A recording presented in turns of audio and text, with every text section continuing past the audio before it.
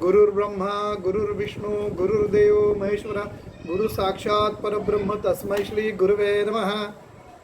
आपण गुरुचरित्राच्या 3ऱ्या अध्यायातल्या 30व्या ओवीपर्यंत काल निरूपण पाहिलं.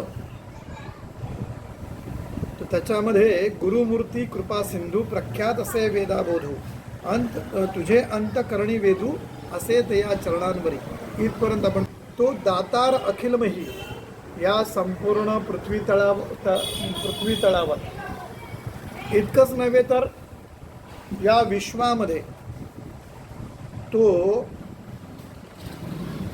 दातार आहे, देणारा आहे. तो दातार अखिलमही या पृथ्वीवर तो देणारा आहे. जैसा मेघाचा गुण पाही, जसा मेघाचा गुण म्हणजे ढगाचा गुण पर्जन्य पडतो सर्वा ठाई आणि सर्वांच्या ठाई म्हणजे सगळीकडे जसा पाऊस पडावा तशी त्याची कृपा प्रत्येकावर असते. कृपा सिंधू ऐसा असे आणि असा तो कृपा सिंधू आहे. त्यातची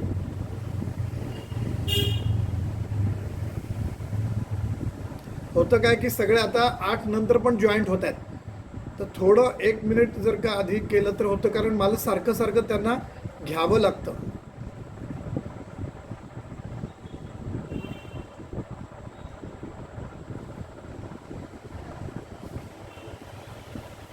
कृपा सिंधू ऐसा असे त्यातची पात्रानुसार सांगेन साक्षी कठोर सखोल भूमी उदक स्थिर उन्नती उदक नाही जाण. खरं तर देवाची कृपा प्रत्येकावर होते. जसा पाऊस पडावा तसा. तरी सुद्धा कसं होतं, पाऊस पडतो पण काही प्रदेशामध्ये कमी पडतो, काही ठिकाणी जास्त पडतो. हा जरी गुण असला तरी पाऊस भेदभाव नाही करत. पाऊस हा सगळीकडे पडतो. पण कसं असतं ते, तर तो म्हणतो की त्यातही पात्रानुसार त्याची पात्रता कशी असेल तशी कृपा आहे. सांगेन साक्षी एक थोर. एक तुम्हाला उदाहरण देतो. सखोल भूमी उदक स्थिर. जर खळगे असलेले, खोल खड्डे असलेले जर भूमी असेल तर त्याच्यात पडलेलं पाणी साचून राहतं. उन्नती उदक नाही जाणं. आणि उन्नत आहे, तो उंच आहे. समजा एखादे पर्वत आहे, टेकडी आहे, तर तिथेही पाऊस पडतो, पण तो उन्नत असल्याकारणाने तो खाली उतरतो, पाणी साचत नाही तिथे. म्हणजे गुरुकृपा अशी आहे की ती सगळ्यांवर सारखी होते. पण शेवटी जर तुमची भूमी, मनाची भूमी ही जर सखोल असेल तर मनाची भूमी सखोल असेल तर तिथे पाणी साचेल, त्याच्या कृपेचं पाणी साचेल.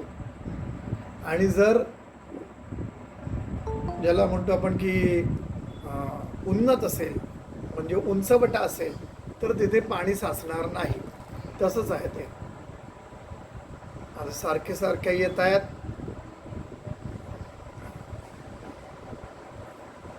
असं ते म्हणतात. दृढ भक्ती जाणा सखोल भूमी. अरे दृढ भक्ती ही सखोल भूमी आहे, म्हणजे खोल भूमी आहे. त्याला आपण म्हणू की खड्डे आहेत त्याला वगैरे, तर त्याच्यामध्ये पाणी साचेल कृपेचं. दांभिक ओळखा उन्नत तुम्ही. आणि जे दांभिक लोक असतात ते उन्नत म्हणजे ते उंचवटा असलेले असे ते आहेत. त्यामुळे याची कारणे मनोकर्मी निश्चय यावे श्रीगुरुसी.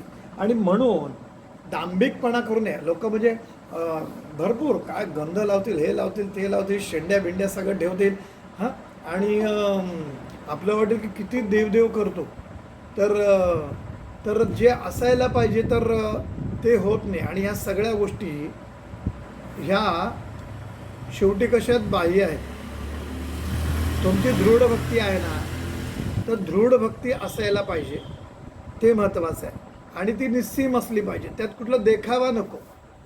नाहीतर हाती कसं असतं की आम्ही नवरात्रीमध्ये देवीला आम्ही काय नैवेद्य दाखवतोय किंवा अर्पण करतोय हे स्टेटसवर ठेवणारी लोक मी पाहिले.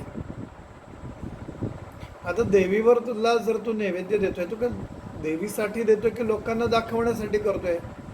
तू जी काही उपासना, तुम्ही जी काही भक्ती करता ती दाखवण्यासाठी आहे प्रदर्शन आहे का तिचं? तर नाही आहे. पण ते आता सगळं घडत आहे. आता तर इतकं विडंबन झालं आहे भक्तीचं की एखाद्या ग्रुपवर श्री स्वामी समर्थ कॉपीज पोस्ट करायलाच पाहिजे. नाही केलं तर असेही नियम काढले त्याने, तो ॲडमिन असतो तो, की नाहीतर तुम्हाला आम्ही काढून टाकू, हे करू. तर असले काही भक्ती नसते. तर हे लक्षात घ्यायचं. दुसरी गोष्ट, आपण जे करतोय ना ते दांभिकपणाने नाही करायचं, केवळ दाखवण्यासाठी नाही करायचं, हे लक्षात घ्यायचं. आणि म्हणजे तुकाराम महाराजांनी एक उदाहरण दिलेलं आहे की भगवन नेसून कोणी, म्हणजे काय म्हणतं की भगवन नेसून काही अध्यात्म साध्य होतं, किंवा परमेश्वर प्राप्ती होते का, किंवा भगवं घातलं म्हणजे काही संन्याशी होतो का? तर तसं जर असेल तर अजून लोक येतच आहेत. तर तसं जर असेल तर कुत्र हे जन्मताच भगवं असतं. म्हणजे तांबडा कुत्रा असतो, मग त्याला तर जन्मताच मोक्ष मिळायला पाहिजे, तो जन्मताच संन्याशी ठरेल. तर ह्या सगळ्या गोष्टी आपण लक्षात घेतल्या पाहिजेत की काय की खरी दृढ भक्ती सखोल भूमी आहे. जे जे हो गुरुकृपेने प्राप्त होईल ना ते त्याचा संचय करतो आणि त्याच्या स्मरणामध्ये तो राहतो, त्याच्या कृपेची जाणीव त्याला राहते. आणि जो उन्नत असतो ते काय साचत काय नाही, वाहून जातं. त्याच्यावर झालेली कृपा असते ना ती त्याला स्वतःला कळत नाही की कृपा झालेली आहे, अशी असते. आणि ते दांभिकपणे जे वर्ततात ते कितीही वरून वरून जरी दिसले की ते खूप मोठे साधू आहेत किंवा सज्जन आहेत, पण ते तसं नसतं, हे लक्षात घ्यायचं. तर याची कारणे मनोकर्मी निश्चय यावे श्री गुरुशी, निश्चयाने श्री गुरुशी मनोभावे त्यांचं स्मरण करा, त्यांची उपासना करा. म्हणून श्री गुरु उपमा ऐसे कवण असे महिमा, प्रपंच होय परब्रह्मा हस्तमस्तकी ठेवून या. कल्पतरूची द्यावी उपमा, कल्पिले लाभे त्याचा महिमा, न कल्पिता पूर्वी कामा, कामधेनू श्री गुरु. आता गुरुचा महिमा असा सांगितला आहे की कल्पतरूच्या झाडाखाली तुम्ही बसलेला आहात, त्याच्या छायेमध्ये तुम्ही असाल तर तुम्ही जी इच्छा करणार आहेत ना ती पूर्ण होणार आहे. पण त्याच्यापेक्षाही गुरुचं सामर्थ्य आणि वैशिष्ट्य असं आहे की तुम्ही कल्पिलेलं फळ आहे ते कल्पतरू देणार आहे, परंतु न कल्पिता पूर्वी कामा, तुमच्या ज्या कामना आहेत, इच्छा आहेत, त्या तुम्ही कल्पनेमध्ये सुद्धा केल्या नसतील त्याही तुम्हाला प्राप्त होतात. म्हणून कामधेनू श्री गुरु असं त्यांना विशेषण लावलेलं आहे. ऐसा श्री गुरु ब्रह्ममूर्ती, ख्याती असे श्रुती स्मृती, आणि तोच ब्रह्ममूर्ती आहे. संदेह सोडून एक चित्ती, आणि संदेह सोडून एक चित्तानं एक मनानं ध्याय पादांबुज श्री गुरुचे, आणि गुरुचे चरण स्मरावे. इतके परिसोनी नामधारक, आणि इतकं ऐकूने नामधारक म्हणतोय. नमन करुणी क्षणैक्य, पुन्हा सिद्धाला नमन केला, मान तुकवली खाली, डोक्यावर चरणावर ठेवली, आणि पुन्हा त्यांनी विनवलं. कर संपुट जोडून एक, हात जोडून म्हणाले विनवित असे सिद्धासी, आणि त्या सिद्धाला त्यांनी विनवलं, विनंती केली. श्री गुरु सिद्धे योगेश्वरा, कामधेनू कृपासागरा, विनमित असे अवधारा, सेवक तुमचा स्वामी या. त्यांना त्यांनी सांगितलं तुम्ही सिद्ध योगेश्वर आहात, तुम्ही कामधेनू आहात, कृपेचा सागर आहात, तुम्हाला विनवतो, मी तुमचा सेवक आहे. इथे दास्य भक्ती आहे. स्वामी या. स्वामींनी निरोपिले सगळं, तुम्ही सगळं सांगितलं. माझे झाले माझे मन निर्मळ, आणि माझं मन निर्मळ झालं आहे. वेध लागला असे केवळ चरित्र श्री गुरुचे ऐकावया. म्हणे आता फक्त एकच इच्छा राहिली आहे, वेद मनाला वेध लागलेत का, तर गुरुचरित्र ऐकावं, त्याचं श्रवण करावं. गुरु त्रैमूर्ती एकोकाने, आम्ही ऐकले गुरु त्रिमूर्ती आहेत, का अवतरले मनुष्य योनी, ते मनुष्य योनीमध्ये का अवतरले, सर्व सांगावे विस्तारुनी, ते आम्हाला विस्तारुनी सांगा, म्हणून चरणी लागला आणि म्हणून चरणाशी लागलेला आहे. मग काय बोले तो योगींद्र. हां, आणि त्याच्यानंतर ते योगींद्र म्हणजे इथे सिद्धाला ती उपमा दिली आहे. सिद्धाला ते सांगलं, मग काय बोले योगींद्र, बारे शिष्य तू पूर्णचंद्र. अरे तू पूर्णचंद्र आहेस, म्हणजे 16 ही कलांनी युक्त असलेला पूर्ण प्रकाशित असा तू चंद्र आहेस. माझा बोध समुद्र कैसा तुवा उत्साहिला. आणि माझा जो बोध समुद्र आहे, आपल्याला माहिती आहे की पूर्ण चंद्र जेव्हा असतो म्हणजे पौर्णिमा असते, 16वी कला मानली जाते ती. त्या 16 कलांनी युक्त जेव्हा चंद्र प्रकाशित असतो त्यावेळेला सर्वात मोठं उधाण येतं पौर्णिमेला. तसंच तू जी तळमळ आहे, आता त्याला ती जिज्ञासा निर्माण झालेली आहे जाणून घेण्याविषयी, त्यामुळे तो त्याला उपमा दिली, तू पूर्णचंद्र झालेस आणि ती तुझी इच्छाचेमुळे माझा बोध समुद्र आहे ना, कैसा तुवा उत्साह विला. आणि त्याला उत्साह झाला, त्याला भरते आले, प्रेमाचे म्हणा किंवा त्या भक्तीचं भरता आलेलं आहे. तू ते महासुख लाधले, गुरु दास्यत्व फळाले. हां, तुला त्याचं सुख लाभलं आहे, पण गुरु दास्यत्व फळावले. तुला गुरुला शरण आला, ते तुला फळलं आहे तुझं. हां, परब्रह्म अनुभवले आजचीने तुझं आता. आणि तू आता समज गुरुचरित्र ऐकतोस ना, तर तुझं परब्रह्म तुला अनुभवलं, त्याची अनुभूती तुला आली, तू आकळलंस हे निश्चितपणे जा. हिंडत आलो सकळ क्षिती, या क्षितीवर म्हणजे या पृथ्वीवर मी सगळी पृथ्वी हिंडून आलो, कवणा नव्हे ऐसी मती. हां, गुरुचरित्र कुठे ऐकावं, गुरुच्या लीला अनुभवाव्यात किंवा गुरुच्या लीला जाणून घ्याव्यात, त्याचं चिंतन करावं, त्यांच्या त्या लीलेमध्ये रममाण व्हावं. हां, अशी बुद्धी मात्र कोणाला झाली नाही, अशी बुद्धी कोणाला झाली नाही. हां, कोणी मला सांगितलं नाही की गुरुचरित्र न पुसती, कोणी मला सांगितलं नाही की गुरुचरित्र तुम्ही सांगा काय ते. कारण सगळे जे भेटले ते लौकिक गोष्टी मागणारे भेटले असते त्याकडे. जसे आताही 100तला की 1000तला लाखातला एकच माणूस महाराजांकडे थँक्यू म्हणायला येतो, बाकी जे येतात त्यातले 20% नवस पूर्ण करायला येतात. झालेलं डिलिंग तुम्ही पूर्ण केला, आता हे तुमच्या आयुष्याचं तुम्हाला, असं काहीतरी सगळं व्यावहारिक दृष्टिकोन ठेवून लोक येतात आणि बाकीचे सगळे मागायला येतात. हां, तसा भाग आहे.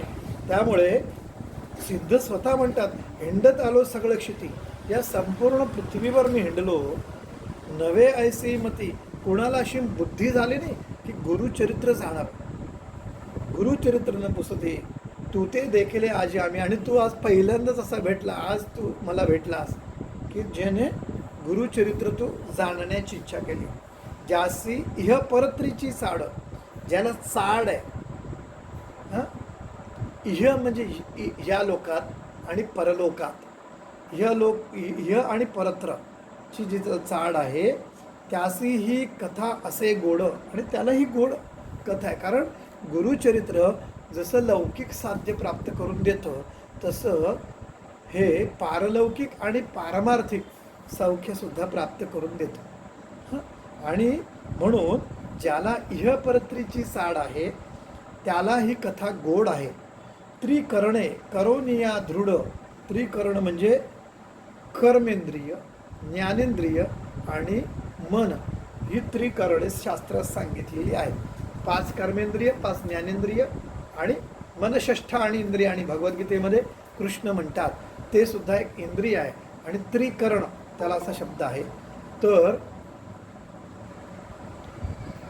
ते एक त्रिकरण करोनिया दृढ म्हणजे सर्व ज्ञान म्हणजे का कर्मेंद्रिय, ज्ञानेंद्रिय आणि मन हे एकवटून तू एकचित्तानं ऐक.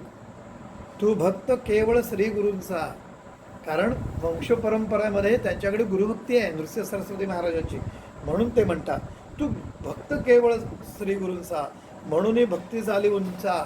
आणि म्हणून तुझी भक्ती जी आहे ना ती उत्तम झालेली आहे. निश्चयो मनी माझ्या वाचा, निश्चयो मानी माझी वाचा, म्हणजे मी म्हणतोय हे निश्चयपूर्ण तू मान, खरं आहे हे मी सांगतोय ते. लादती चारी पुरुषार्थ, अरे हे गुरुचरित्र ऐकता तुला चारी पुरुषार्थ लादतील, कारण तू वंशपरंपरेमध्ये गुरुभक्ती आहे तुझ्या घरात, तू स्वतः गुरुभक्त आहे. हां, त्यामुळे धनधान्यादी संपत्ती, धनधान्य आणि संपत्ती प्राप्त होईल. पुत्र पौत्र श्रुतीस्मृती, पौत्र प्राप्त होतील आणि श्रुतीस्मृतीसुद्धा प्राप्त होईल. म्हणजे श्रुतीचं ज्ञान होईल आणि स्मृतीचंही ज्ञान होईल. ह्य सौख्य आयुष्यगती, म्हणजे इथं उत्तम आयुष्य मिळून उत्तम गती प्राप्त होईल. अंती गती असे जाणा, शेवटी तुला उत्तम गती आहे. गुरुचरित्र कामधेनू, गुरुचरित्र कामधेनू आहे, म्हणजे जे जे मागशील ते तुला मिळणार आहे. ह्याच गुरुचरित्रामध्ये एक विधान नामधारकानं लिहिलेलं आहे. गुरुचरित्र कामधेनू मनी नाही अनुमानू, जे जे इच्छिसी भक्तजनू समस्त देईल प्रियसा. हां, तर गुरुचरित्रामध्ये अनुमान करू नका, शंका घेऊ नका, तर्क आणू नका, असं ते म्हणतात. गुरुचरित्र कामधेनू वेदशास्त्र संमत जाणू, ते वेदशास्त्र संमत आहे. अवतरला त्रैमूर्त आपण, आणि हे तिने त्रैमूर्ती साक्षात अवतरले. धरुनी नवरवेश कलियुगी, आणि साक्षात त्रिमूर्तीस नृसिंह सरस्वती महाराजांच्या रूपानं या कलियुगामध्ये अवतरण झालेले आहेत. कार्यकारण अवतार होऊन येती हरिहर. कार्यकारण म्हणजे काहीतरी कारण आहे आणि ते कार्यासाठी ते येतात. ते कुठलं कारण आहे, तर ते भगवद्गीतेमध्ये परित्राणाय साधूना हे पहिलं कारण आहे. साधू संतांचं, चांगल्या लोकांचं परित्राण करण्यासाठी, त्यांचा सांभाळ करण्यासाठी. परित्राणाय साधूनाम विनाशायच दुष्कृताम, आणि दुष्कृत्यांचा आणि दुष्कृती करणाऱ्यांचा नाश करण्यासाठी. आणि तिसरं आहे धर्मसंस्थापनार्थाय, आणि नव्या युग धर्माची स्थापना करण्यासाठी हे अवतार होतात. दासबोधातलं एक सहज वाक्य आठवलं. दासबोधामध्ये समर्थ रामदास स्वामी म्हणतात, धर्मस्थापनेचे नर ते ईश्वराचे अवतार झाले, पुढे होणार देणे ईश्वराचे. आणि काय की धर्मस्थापनेचे जे नर आहेत ते ईश्वरी अवतारच आहेत, आणि ते पुढे मागे आधी झालेले आहेत आणि पुढेही होणार आहे. कारण कार्यकारण त्या त्या युगामध्ये मार्ग दाखवण्यासाठी आपले अवतार होत राहतात. कार्यकारण अवतार होऊन येती हरिहर, हरी म्हणजे विष्णू आणि हर म्हणजे शंकर. उद्धरावया भूमिभार, भूमीचा भार हलका करण्यासाठी, आणि भक्तजनाचे म्हणजे परित्राणाय साधू, भक्तजना ते तारावया, ऐकून सिद्धाचे वचना, सिद्धाचे वचन ऐकून म्हणाले प्रश्न करी शिष्य राणा. आणि सिद्धानं सांगितल्यावर नामधारकाने प्रश्न केला, त्रयमूर्ती अवतार किम कारणा, कशासाठी त्रिमूर्ती अवतार, देह धरुनी मानुषी, कशासाठी मनुष्य देह धारण करून आले, विस्तारुनी ते आम्हासी, ते विस्तारपूर्वक आम्हाला सांगा, स्वामी कृपेसी, कृपा करून सांगा. म्हणून लागला चरणासी, करुणावचने करून या. आणि करुणावचनांनी चरणाशी लागला. आणि सिद्ध म्हणे नामधारका, सिद्ध नामधारकांना म्हणाले त्रैमूर्ती तीन गुण एका, त्याची तीन गुण. आदी वस्तू आपण एका, प्रपंच वस्तू तीन जाणो. कुठल्या, ब्रह्मयाचा रजोगुण, विष्णू सत्वगुण विष्णू जाणो, तमोगुण उमारमण, ब्रह्माचा रजोगुण, सत्वगुण विष्णूचा आणि तमोगुण शिवाचा. या तीन तत्वान मिळून दत्तमूर्ती अवतरली. पहिला अवतार दत्त महाराजांचा जो झाला तो असा झाला. त्रिगुणात्मक त्रयमूर्ती दत्त हा जाणा. तो कसा त्रिगुणात्मक आहे.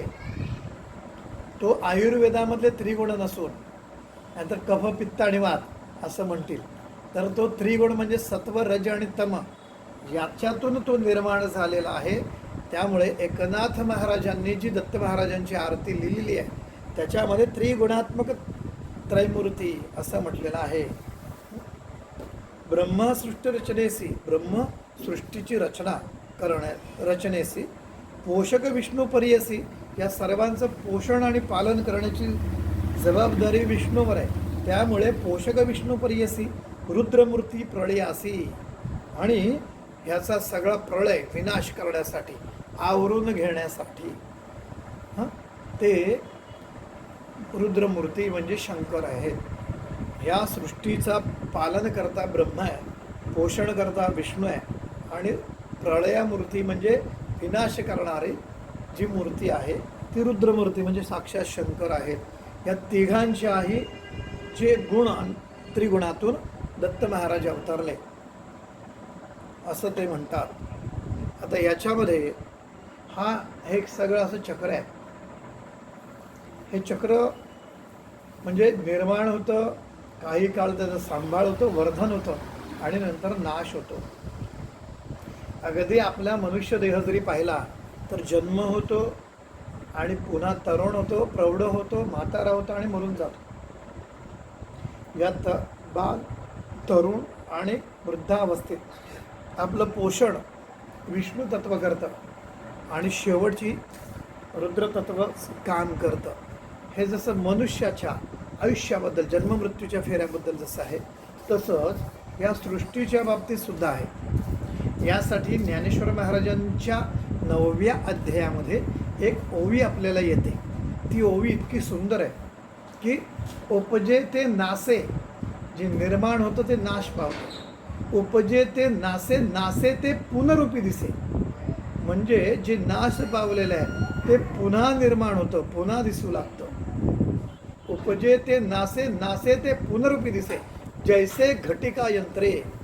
आता या घटिका यंत्रासाठी घटिका आणि पळ असायचं, तर त्या घटिका यंत्र म्हणजे आजचं आधुनिक रूप त्याला घड्याळ म्हणूया. त्या घटिका यंत्रासारखं आहे. म्हणजे एकदा 12 वाजून गेले ना की तो काटा सरत सरत सरत सरत पुन्हा 12वर येणार आहे. जे नाश होणार आहे ते पुन्हा दिसणार आहे, आणि जे हे निर्माण झाले ते पुन्हा नाश होणार आहे. हे सगळं घडत राहतं. आपल्या शरीरामध्ये जरी पाहिलं तर अनेक पेशी निर्माण होतात, काही काळ राहतात आणि नष्ट होतात. हे सगळं आपल्याकडे आहे. ह्या विश्वामध्ये, या युनिवर्समध्ये जर पाहिलं तर अनेक तारे निर्माण होतात, अनेक तारे नष्टही होतात. तर हे सगळं जी करणारी शक्ती जी आहे ती त्रयमूर्ती आहे. कारण ती निर्माण करते, सांभाळ करते आणि प्रलय करून नाशही करते. तर ते तत्व आहे, ते दत्त तत्व आहे. ब्रह्मा सृष्टी रचनेसी, पोषक विष्णू परियसी, रुद्रमूर्ती प्रळयासी. त्रैमूर्तीचे 3 गुण आणि ते त्रिमूर्तीचे 3 गुण आहेत. एका वेगळे एक न होती, एका वेगळे एक नाहीत. कार्यकारण अवतार होती आणि कारणाशिवाय अवतार होत नाहीत. काहीतरी कारण व्हावं लागतं. भूमीचा भार फेडती प्रख्यात असे पुराणी, आणि या भूमीचा भार हलका करण्यासाठी अवतार होतो. परित्राणाय साधूनां विनाशाय च दुष्कृतां. त्या दुष्कृत्याचा नाश आणि दुष्कृत्य करणाऱ्यांचा नाश करणारे जे आहेत, आणि भूमीचा भार ते हलका करतात असं ते म्हणतात. सांगेन साक्ष आता तुझं, आणि त्याचं प्रमाण तुला सांगतोय. काय? अंबरीश म्हणजे द्विज. एक अंबरीश नावाचा द्विज आहे. एकादशी व्रताची या काज एकादशी होती, या कारणामुळे विष्णूचे अवतार करविले, आणि त्यासाठी कसा अवतार विष्णूचा झाला ते तुला सांगतो. आपल्याला दशावताराची जी आरती आहे त्याच्यामध्ये आहे ना, अंबरीशा कारणे गर्भावास सोशिशी, परोपकारासाठी देवा कासव झालासी. तर ह्या सगळ्या गोष्टी आहेत. हां, विष्णूला अवतार करावले आणि अवतार झाले. अवतार भव या कारण सांगेन तुझं विस्तारून, आणि तुला ते कारण सांगतो काय झालं ते. मन करून सावधान एक चित्ते परियेसा, तू एक चित्तानं ऐक.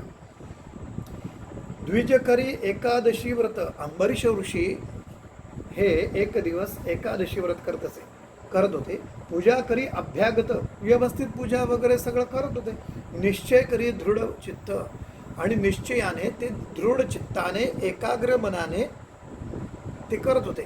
हां, निश्चय करी दृढ चित्त, हरिचिंतन सर्व काळ, आणि हरीचं चिंतन करायचं असो त्याची या व्रतासी. आणि त्याच्या व्रताला भंग करावया आला ऋषी. भंग करण्यासाठी ऋषी आला. अतिथी होऊन हटेसी. हटेसी म्हणजे मुद्दामून सहज गंमत पाहण्यासाठी, परीक्षा पाहण्यासाठी मुद्दाम असं. अतिथी होऊन हटेसी पावला मुनी दुर्वास. दुर्वास मुनी आले.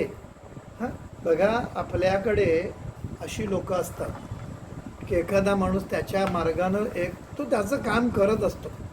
हां, दृढ चित्तानं व्रत केलेलं असतं. व्रतासारखे ते नियम करत असतात आणि ते समाजामध्ये त्या पद्धतीने वावरत असतात. आणि मी काही माणसं पाहिली आहेत की ते रोज काही जण रस्ता झाडतात. काही जणांनी काय केलं की रिटायरमेंट झाली, आता म्हातारपणामध्ये काही म्हातारे आणि गरजू अपंग वगैरे असतील किंवा लहान मुलं असतील त्यांना रस्ता क्रॉस करून देतात असे असतं. पण त्यांनाही विघ्न घालणारी माणसं असतात. असे बऱ्याच गोष्टी आहेत की हे असंच का तसंच का. आणि आता हे खूप जास्त झालेलं आहे की तुम्ही एखादं कार्य करायला घ्या आणि कार्य खूप चांगलं होत आहे आणि त्याला मोडते घालणारे खूप असतात. तर हे सगळी दुष्प्रवृत्ती आहे खरं तर. आणि याच्यामध्ये टिकून राहणं फार गरजेचं असतं. म्हणजे आता सांगणार नाही, पण मला स्वतःला हे कार्य उभं करताना पण इथेच वाढले, इथेच शिकले, इथेच साधना शिकले, सगळं झालं. आणि सगळ्यांनी नंतर वेगळे होऊन वेगळ्या चुली मांडल्या. आणि मांडल्या तर ठीक आहे, हरकत नाही आहे, सगळे स्वामी भक्तच आहेत. पण झालं काय, जे कार्य करायला पाहिजे ते कार्य न करता त्या महाराजांची दुकानं मांडली. तर मूळ तत्व आहे ना ते हरवलं. पण त्याच्यामुळे नंतर जो मला मानसिक त्रास झाला की आपण कुठल्या माणसांना आपण विश्वास ठेवला आणि कुठल्या माणसांना आपण जवळ केलं, आणि हे सगळं मला जाणवतं. तर आता ते मी सोडून दिला आहे तो विषय. कारण आता मी असं म्हटलं की तावून सुलाखून घ्यायचं आणि नंतरच जर तो त्या खरा आहे परमार्थासाठी तरच त्याला घ्यायचा. नाहीतर खोगीर भरती करण्यात काही अर्थ नाही. की तुमच्या एखाद्या ग्रुपमध्ये किंवा समूहामध्ये किंवा असं जो आपला भेटण्याचा ग्रुप आहे ह्याच्यामध्ये किती लोक येतात, तर याला काही अर्थ नाही. त्याला जी परमार्थाची ओढ असेल आणि तो एकनिष्ठ जर का परमेश्वराशी असेल, माझ्याशी एकनिष्ठ राहू नका हो, पण ते कार्य बुडवू नका, असा सगळा प्रकार आहे. आणि ती सगळ्यांनी मस्तपैकी मठ बांधून धंदे चालू केले आणि देवाचं दुकान केलं की जे मला खटकलं, ज्याला आपण सर्वस्व मानतो त्याचं दुकान झालं. पण हे अशी प्रवृत्ती आहेच ना, सगळं व्यवस्थित जातील तर खोडे घालणारे लोक येतात. तसंच ज्या वेळेला एकादशीचं व्रत असताना, तर एकादशीच्या व्रतामध्ये उपवास एकादशीला करून तो द्वादशीला सोडायचा असतो. तर त्यावेळेला दुर्वास ऋषी मुद्दाम त्यांच्याकडे आले आणि काय केलं, ते दिवशी साधन द्वादशी घडी एक, आणि थोड्याच त्याच्यात द्वादशी लागून आणि त्याची सांगता करून व्रताची, एकादशी व्रताची, आणि भोजन करणार. त्याच वेळेला ते आले आणि वेळ थोडा आहे, एकदम थोडा. आला अतिथी कारणिक, आणि तेथे बुद्धिवान असलेले अतिथी आहेत. अंबरीशास पडला धाक. काळजी वाटली आता काय करू, वेळेवर केवी घडे म्हणून आता कसं करायचं, इकडे लक्ष देऊ का इकडं देऊ. हां, ऋषी आले देखुनी, हां, दुर्वास ऋषी आले म्हणून त्यांनी अंबरीषाने अभिवंदुनी त्यांना अभिवंदन केलं. अर्घपाद्य देऊनी त्यांना अर्घ्यपाद्य वगैरे देऊन पूजा केली, उपचारे त्यांची पूजा केली. विनवित असे ऋषीश्वरासी ऋषीश्वरांना त्यांनी विनंती केली. शीघ्र जावे स्नानासी, तुम्ही आला तिथून दुरून तर तुम्ही स्नानासाठी पटकन जा.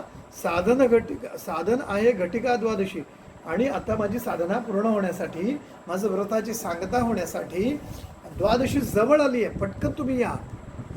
ऋषी जाऊन नदीसी, आणि ऋषी मात्र काय केलं, ते जाऊन नदीवर गेले. अनुष्ठान करते विधीसी, आणि अनुष्ठानाला बसले.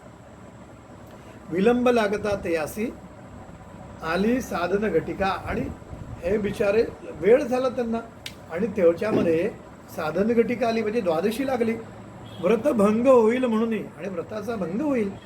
पारणे केले तीर्थ घेऊन, ते जेवले नाहीत, पण ज्या म्हणजे पूजा केली परमेश्वराची, म्हणजे एकादशीला विष्णूचं व्रत आहे, त्यांचा विष्णूचं पादुदकन तीर्थ घेऊन त्यांनी ते प्राशन केलं, आणि तीर्थ घेऊन नाना प्रकार पक्वांनी पाक केला ऋषी ते. आणि काय केलं, स्वतः फक्त तीर्थ घेऊनच राहिले, कारण एकादशी पूर्ण ते द्वादशी लागेपर्यंत उपाशी.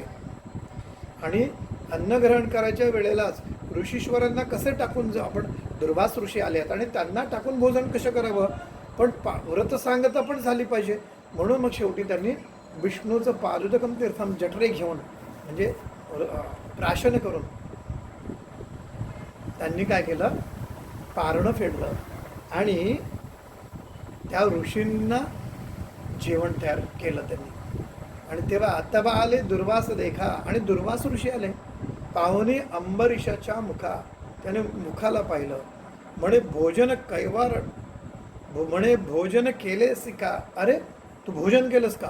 अतिथी विण दुरात्म्या, अरे पाहुण्याला टाकून, मला टाकून तू भोजन केलंस दुरात्म्या. शाप देतो ऋषीश्वर, त्यांनी फक्त तीर्थ घेतलं होतं, कारण वरती उल्लेख आहे की त्यांनी फक्त पारणे केले तीर्थ घेऊन ये, असंच उल्लेख आहे. पण कदाचित कुठे तेव्हा धाड्या वगैरे वाढायला लागलं असेल तीर्थ, त्यामुळे त्यांना ते दूध वगैरे काही दिसलं असेल, आणि त्याच्यामुळे त्यांना वाटलं असेल की त्यांनी अन्नप्राशन केलेलं आहे, असं असेल कदाचित. तसा अर्थ आपण असा घेऊया. शाप देता ऋषीश्वर राजेस मरला शारंगधर, आणि त्याने विष्णूचं स्मरण केलं. आणि ऋषीश्वर म्हणजे दुर्वासानं ज्या वेळेला शापवाणी बदला, त्यावेळेला विष्णूचं स्मरण केलं. करावया भक्ताचा कैवार, टाकून आला वैकुंठ सोडून भक्ताचा कैवार घेण्यासाठी ते आले. कोण, विष्णू. भक्तवत्सल नारायण, हा भक्तवत्सल हा शब्द आहे ना, तो अतिशय सुंदर आहे, मला नेहमी आवडतो तो अगदी भक्तवरद वगैरे या शब्दांपेक्षा. तो भक्तांना वर देतो वगैरे ठीक आहे सगळं, पण तो भक्तवत्सल आहे. कारण का, तर त्याच्याकडे वात्सल्य आहे, तो आई म्हणून येतो त्यावेळेला. तो भक्तवत्सल का, तो वात्सल्यपूर्ण भावानं तो भक्तासाठी येतो. म्हणून शरणांगताचे रक्षण बिरुद बोलिती पुराणे, आणि शरणांगताचं जे शरण येतील त्याचं रक्षण करतो असं पुराणामध्ये पुराण सांगतात. असा पुरावा पुराणांमध्ये आहे. बोलती पुराणे जाण, धावे धेनू वसासी जैसी, आणि ज्याप्रमाणे एखाद्या वासराला पाहिल्यानंतर गाय जशी धावत येते, त्याप्रमाणे आपल्याला माहिती आहे की भागवतामध्ये आपल्याला एक गजेंद्र मोक्ष म्हणून एक स्तोत्र आहे. त्या गजेंद्रानं ज्या वेळेला तलावामध्ये पाणी पिण्यासाठी गेले, गजेंद्र म्हणजे हत्ती, पाणीमध्ये गेला आणि त्यावेळेला का सुसरीनं त्यांचा पाय पकडला आणि खेचायला लागला. त्यावेळेला त्या गजेंद्राने विष्णूचा धावा केला, आणि त्यावेळेला विष्णू तो धावा केला, तो गजेंद्र मोक्ष स्तोत्र आहे. आणि त्याला त्याच्यातून बाहेर काढण्यासाठी भगवंत आले. तर तुम्ही हाक मारा, तो येणार आहे. बायबलमधलं वाक्य आहे की तुम्ही दरवाजा ठोठवा. तो दरवाजा ठोठवण्यासाठी तो उघडण्यासाठी तयार आहे. किंवा त्याच्यात बायबलमध्येच एक वाक्य आहे की बायबलमध्ये नाही आहे, सॉरी, मला आता आठवत नाही ते वाक्य, पण ते एक वाक्य आहे की तुम्ही एक पाऊल टाका, तो तुमच्यासाठी 10 पावलं तुमच्यासाठी येणार आहे. बायबलमध्येच असावं, मला आता आठवत देतो. खूप आधी वाचले, 10वीला असताना मी बायबल वाचलेली आहे आणि 14वीला कुराणाचा अभ्यास केला. तर हा सगळा भाग आहे. तर धावे धेनू वस्सासी जैसी शापिले ऋषीने द्विजासी, आणि त्यांनी त्या द्विजाला, अंबरीशाला शाप दिला, जन्मावे गा अखिल योनीसी. आणि सगळ्या प्रत्येक योनीमध्ये तुझा जन्म होईल. तव पावला ऋषिकेशी येऊनी जवळी उभा ठेला. आणि शाप दिलाच तेवढ्यामध्ये विष्णू तिथे हजर झाले. मिथ्या नव्हे ऋषीचे वचन.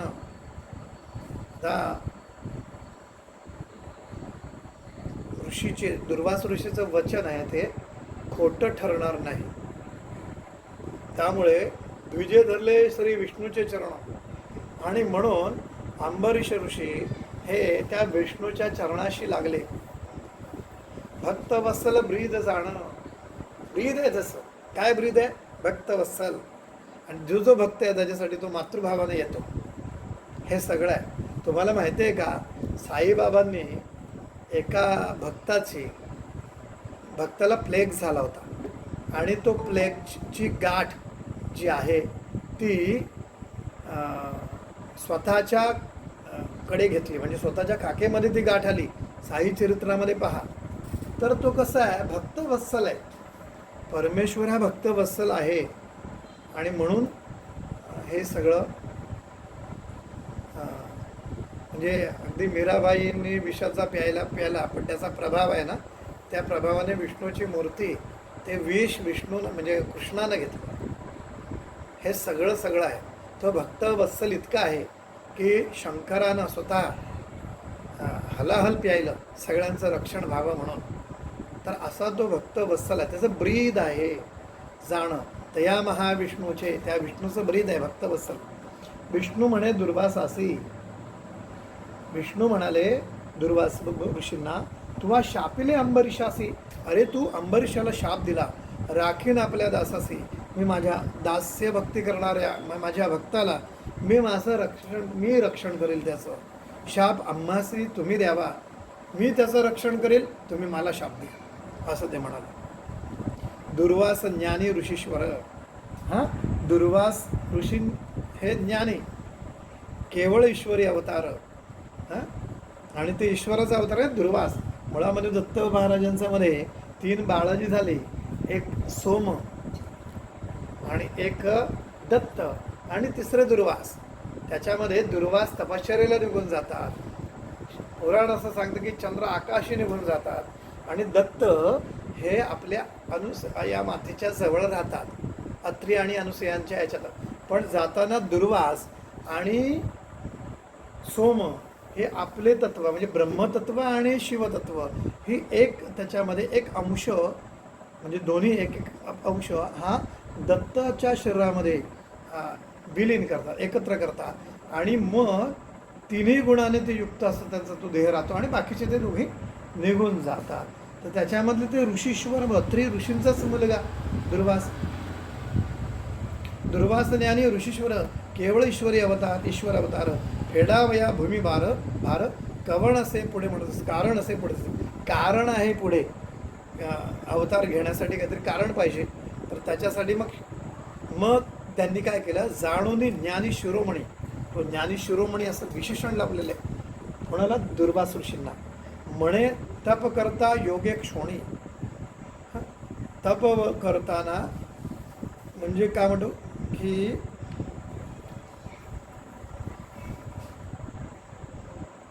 अनेक युग तप करून सुद्धा भेटी नव्हे हरिचरणी. तर हरिचरणाची भेट होत नाही, हरी भेटत नाही. भूमीवरी दुर्लभ, आणि भूमीवर तर बोलूच नाही, दुर्लभच आहे. शाप संबंधे अवतरुणी, आणि हे शाप दिल्यामुळे निदान अवतार तरी होईल. हां, येईल लक्ष्मी घेऊन. आणि आता कसं आहे की त्यांचा अवतार झाला की लक्ष्मीला पण यावं लागतं. पंढरपुरामध्ये पुंडलिकासाठी पांडुरंग आले, पांडुरंगे आले आणि वीट फेकली, युगी 28 तुम्ही राहा म्हणून. म्हणजे वीट आईवडिलांची सेवा करतो तोपर्यंत राहा. आणि असं सांगितलं जातं की योगी 28 राहिले, पण अजूनही आपला पती येत नाही येत नाही येत नाही, म्हणून रुक्मिणीला यावं लागलं. तर ते अवतरतील त्यावेळेला लक्ष्मी स्वतः येणारच आहे. त्याच्यामध्ये शंभू तिथे अंबिका, जिथे शंभू आहे तिथे अंबिका आहे, ज्ञानेश्वरांनी सांगितलंय. किंवा त्यांनी शेवटी म्हटलेलं आहे, अर्जुन म्हणतोय, अरे संजय म्हणतो की संजयाला धृतराष्ट्र म्हणतात की अरे हे एवढं तू सांगतोय, पण विजय कोणाचा होणार ते सांग.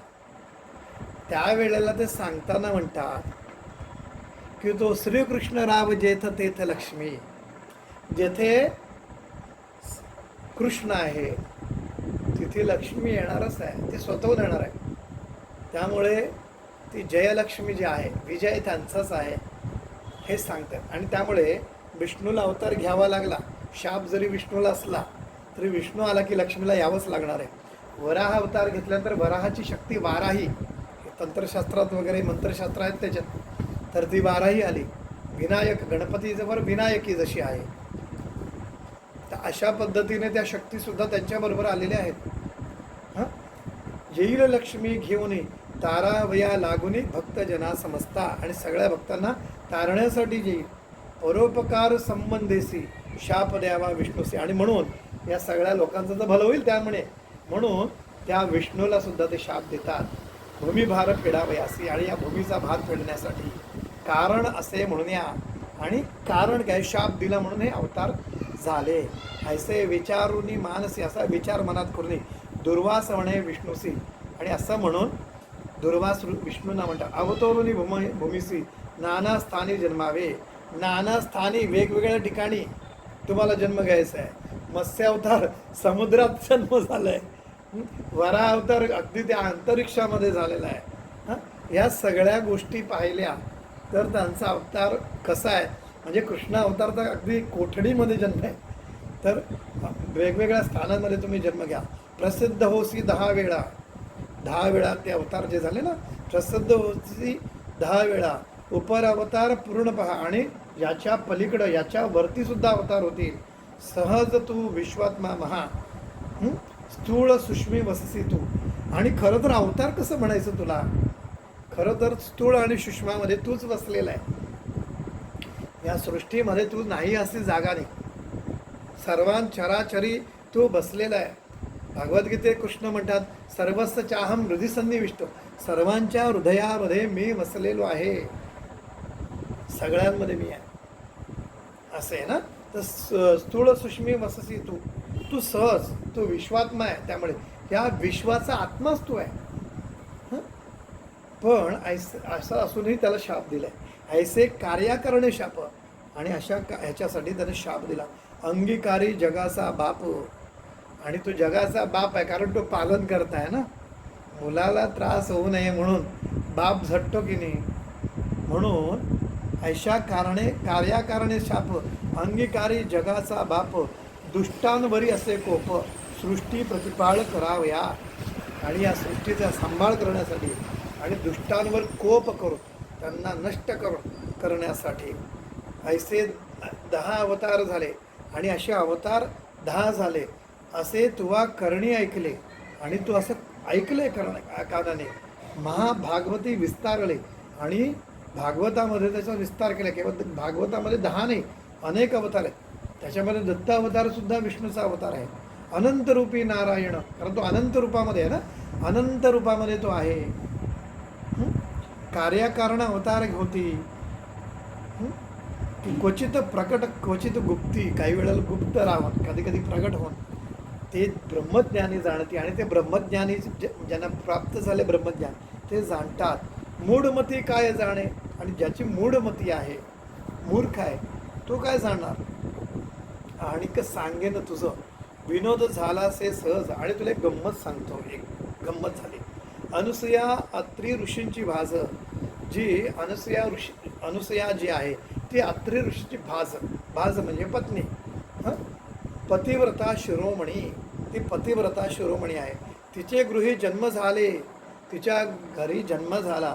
त्रयमूर्ती अवतरले, ते 3 मूर्ती म्हणजे ब्रह्मा विष्णू महेश अवतरले. कपटवेश धरून आले आणि पुत्र झाले तिचे आणि तिचे पुत्र झाले. नामधारक म्हणे सिद्धासी. आणि नामधारक सिद्धाला म्हणाले विनोद कथा निरूपिलिसी. अशी विनोद कथा तू मला निरूपिलिसी. देव अति प्रकट वेशी पुत्र झाले कवडेपरी. आणि मग ते कोणाचे पुत्र झाले, कसे काय झाले. अत्री ऋषी पूर्वी कवण. आणि अत्री ऋषीच्या आधी कोण, कवणापासूनही उत्पन्न. कोणापासून अत्री ऋषी उत्पन्न झाले, मूळ पुरुष होता कोण. आणि मूळ पुरुष कोणत्याचा, विस्तारुनी मज सांगावे. आणि मला ते विस्तारून सांगा असं ते म्हणाले. आता गंमत आहे की अनेक योनीमध्ये तुम्ही जन्म घ्या असा शाप अंबरीषाला दिला आणि तसा शाप विष्णूने स्वतः मागून घेतला. आणि त्यामुळे पुराणामध्ये मत्स्यावतार झाला, कुर्म म्हणजे कासव अवतार झाला, वराह म्हणजे डुक्कराचा अवतार. प्रत्येक योनीमध्ये जन्म घ्यायचा आहे ना. त्यामुळे मग ते सगळं त्या अवस्थेमध्ये ते अवतार झाले.